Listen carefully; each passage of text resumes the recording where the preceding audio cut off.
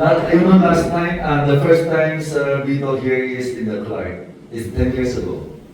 I'm the TSR president 10 years ago. We already discussed this. The same lecture, right now after 10 years, is still the same. But this year, we will show you the visualization.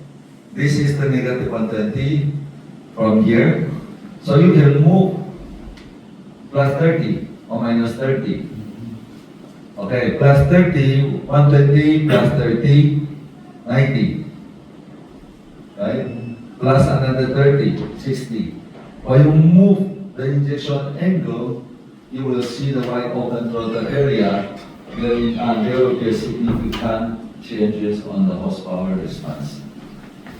Whether it's affected on horsepower, and injection angle. Why? You can see the duty cycle. Injector full sweep. This is the full sweep, and this is the duty cycle. 100% is the full full stroke is the 100%.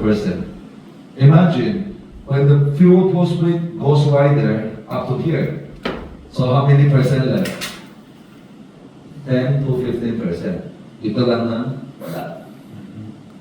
So when you reach this point, is to avoid the volume effect. If your injector is too big, iwasan mo yung pagsarado ng mabula. You have to avoid when the intake valve was closing and there's still gasoline, keep on spraying.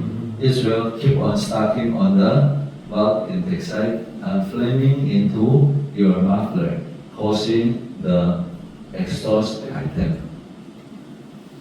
Pwede rin yun yung can also do backfire. Backfire is the cancel one ignition and let the gasoline go inside the muffler and ignite during the overlap to ignite the fire into exhaust. Backfire without a sparring hole. into the throttle. Yeah. Not in the muffler, not after fire. Back. Before. Yeah, before. Pwedeng kung sobra yung injection. That's why called backfire. Backflow. Pagka yung sa muffler, after fire. After fire. Okay, so any question? Saan ang zero?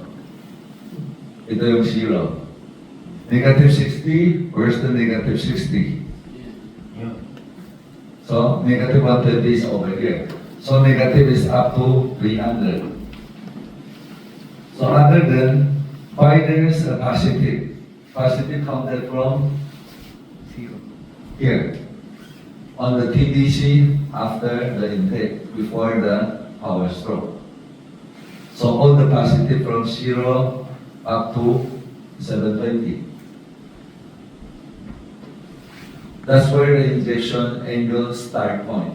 Lagi ito yung start. Saan siya umpisa. Tapos saan siya yung end. So that's why we need to calibrate the dead time. Imagine, if this is the this is the full sweep. If this one was the dead time, actually your injection angle will be Too early. Too early, man. will be back. And the closing time also.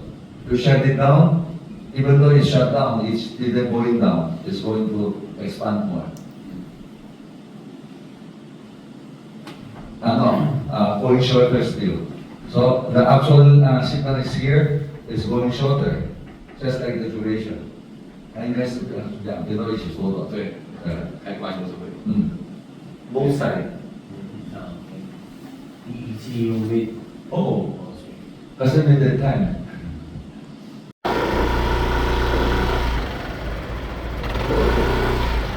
做一些扶手，它好像昨天我们下面那一边掉。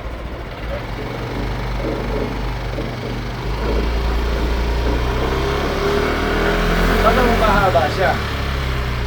Full sweep. Yung lapad niya, humahaba versus RPM.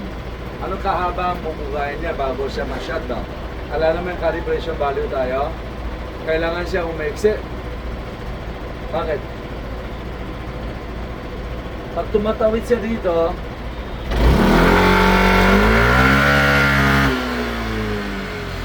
yung sobra doon, saan pupunta? Sa exhaust gas. Sa exhaust, intake. Pupunta sa intake. Dahil, okay, sobra na. Oo, lumampay siya sa intake. Intake salado na, ang nangyari? Buga pa. Nabubuga pa. Nangyari, gasolina, maiaantay siya na ng ulit. Next cycle. Hanggang dito sa next cycle.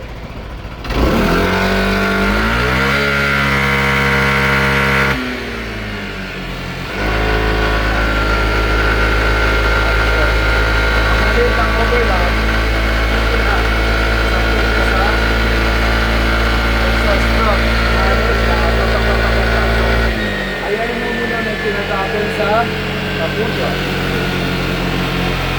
Kaya pag yung cycle mo, umabot ng 80, ano yung discipline 80, umabot siya na dito. Dito yung start point, umabot siya na 80, dito na lang natira. So, bugaan niya ng gasolina hanggang dito. 120 talaga, may 120. Ano karaming gasolina maiipon mo sa intake manifold?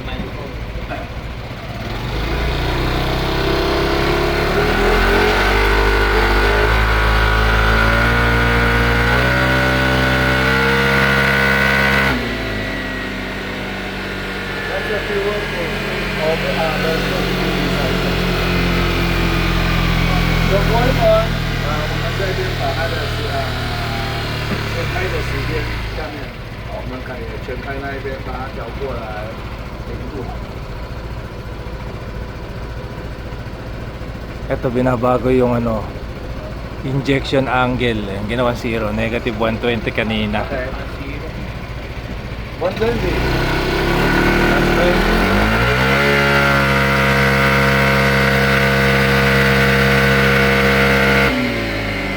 Yun yung pwede mo i-adjust. Pwede din, lampas tayo. Kung ang bahagya o na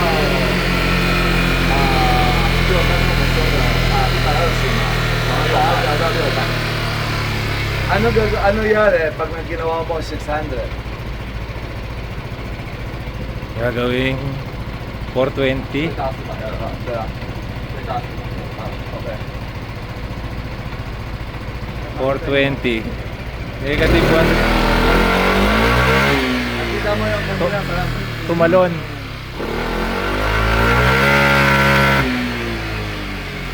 ano yari?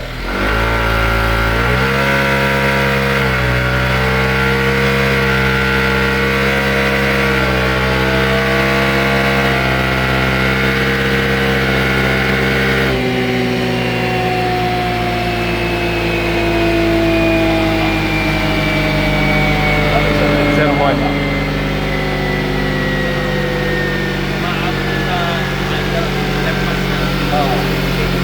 Tatlong cycle, kailangan bubugayin siya ganun kahaba.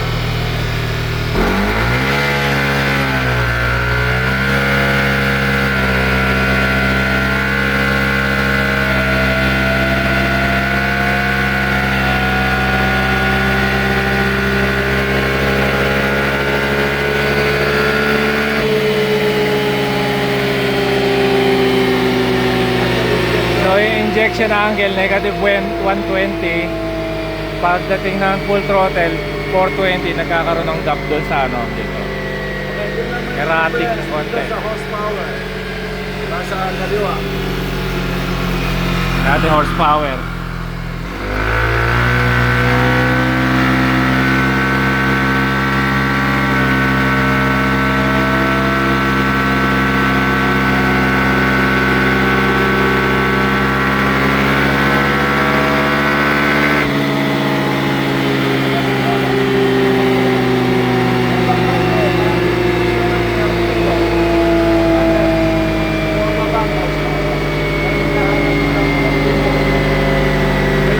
So bumababa raw yung horsepower pagka mali yung ano.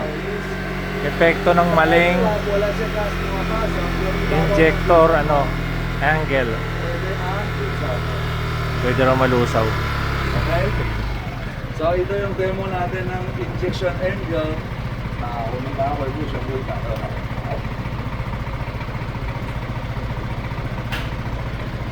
Ayan yung demo ng injection angle. Ngayon babalik niya ata sa stock.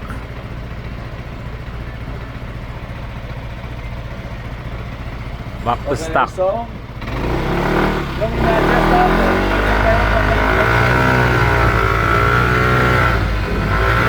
pwede mapagalitan natin sa nila fuel injection angle, negative 30 to negative 60 para makita mo yung optimum point. Saan ang optimum point? Negative 130, subukan mo siya na ng negative 90. Pwede siya, subukan mo siya na ng negative 150. Diba? Mach 2, Mach 3. Pag i-set mo, para makita mo yung WOT, na-improve siya ng horsepower, o yun din. Hahanapin natin, sir. Saan? Saan magandang malakbo? Saan maganda? Yes. Dati tinutunan lang tayo FR, first step. Tama? Second step, ignition. Diba? Yung MBD, pangatlo, Ito na. injection angle. Okay, let's keep on going on the demo of injector calibration. Madali lang yan. Make Injector. sure Bagong ready feature to siya ng ano, wala siya naka-warm up na. Super Ready, XX. idle. Diba ba? Pag nawala sa idle. Hindi siya formada sa idle. Paano matidefine na sa idle siya? Hindi. Naka-process ng GPS. Yung Ayusin yung TPS. Ready, start. Huwag ka nga handa. Tools. Bagong feature yan. Ready for stabilize. Ayaw mo lang yan. Idle lang eh. Oo, parang TPS lang. Bago ng TPS. Injector Ito, calibration injector yan. calibration. Parang TPS calibration. Para ka nag-burn lang. Tapos after ng calculation niya, alam niya kung ano yung totoo may gas, alin ang wala. Inalis siya yung walang gas na ng period para yung ina-apply na ng duty cycle, precision.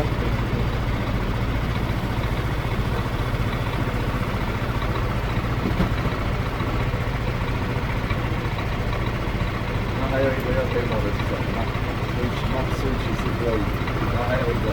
ECV 先换 ECV，先设定好。 Sa Troy, mamaya may exclusive session ka habang na-test din sila na ganyan na. Hindi. Actual ka. Ay, tapos na ata. Tapos na siya, tingnan mo yung injector calibration. Ito, milliseconds ang value. 后面我们以后可能多加一个那什么单位。Okay, injector calibration. Ngayon, yung 3.07, nakita mo kanina ilan? 3.2, 3.1. Ngayon, minus siya ng 0.05 seconds. Itong value, 0.05. Minus niya. Kaya ito yung totoo na milliseconds ang nakikita mo na.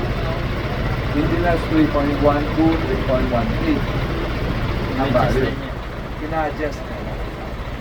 Tama na yung fuel pulse rate. Dati, yung nakita mo value is galing ECU, binibigay siya ng signal. Pero hindi mo alam, kulang pala. Diba? Ako siya ang shout mo, wala sa financing. Okay, makita mo yung itong value, lalo, make sense siya. Yun lang magiging totoo. Diba? Pati yung dito sa saan